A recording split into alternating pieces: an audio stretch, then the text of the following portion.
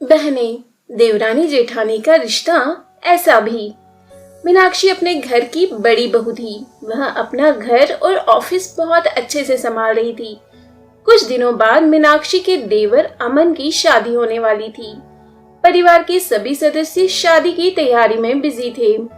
कुछ दिनों बाद अमन की शादी हो जाती है और मीनाक्षी की देवरानी लता ससुराल में आ जाती है। दोनों देवरानी जेठानी में बहुत अच्छी बनती है।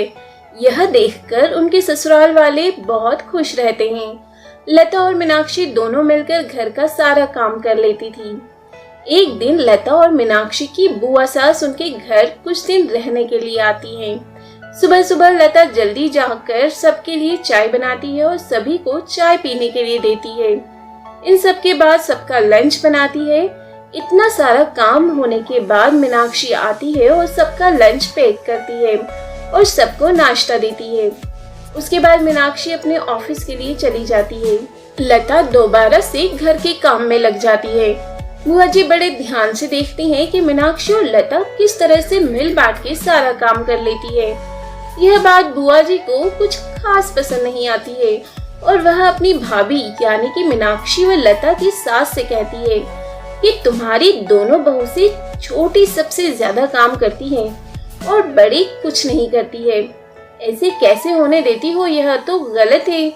मीनाक्षी की सास बुआ जी की बात काटते हुए बोलती है कि ऐसा नहीं है, दोनों बराबर ही काम करती हैं और वहां से चली जाती हैं। दोपहर के वक्त जब लता रसोई में घर का काम कर रही थी तो बुआ जी वहां आकर लता से कहती है कि बेचारी पूरे दिन रसोई में लगी रहती है, कोई भी मदद नहीं करता है। उस मीनाक्षी को देखो, बैग उठाया और चल दी ऑफिस। लता बोलती है कि नहीं बुआ जी, ऐसा नहीं है, दीदी सब काम करवा के गई हैं और ऑफिस से आकर भी करवाती हैं। पूरे दिन ऑफिस में काम करना भी कोई आसान बात नहीं है, आप नहीं समझ पाओगे। अच्छा, तू मुझे समझाएगी क्या? मुझे कुछ दिखता नहीं है क्या? यह सब कहकर बुआ जी वहां से चली जाती है और सोचती है कि यहाँ तो मेरी दाल नहीं गली, अब इनमें झगड़ा कैसे करवाऊं। शाम को मीनाक्षी जब घर आती है तो घर का कुछ जरूरी सामान, वह सामान लता को पकड़ाते हुए कहती है कि इसमें तुम्हारी फेवरेट आइसक्रीम है, जल्दी खा लेना नहीं तो खराब हो जाएगी। बुआ जी आती है और मीनाक्षी से कहती है कि तुम पागल हो जो अपनी मेहनत की कमाई यूं फिजूल में उड़ा रही हो।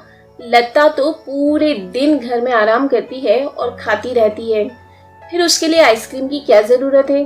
यह सब सुनकर मीनाक्षी बुआ जी से कहती है कि बुआ जी कैसी बात कर रही हो, वो मेरी छोटी बहन की जैसी है, आइसक्रीम खा लेगी तो क्या हो जाएगा।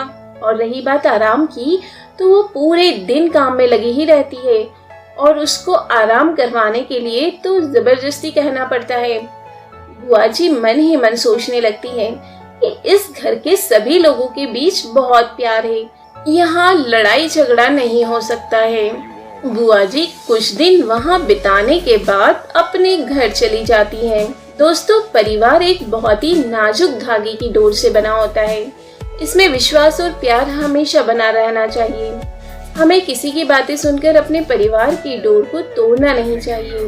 तो दोस्तों, उम्मीद करती हूँ कि आज की कहानी आपको जरूर पसंद आई होगी। इसी तरह की सामाजिक कहानियाँ सुनने के लिए आप हमारे चैनल को सब्सक्राइब जरूर कर लें।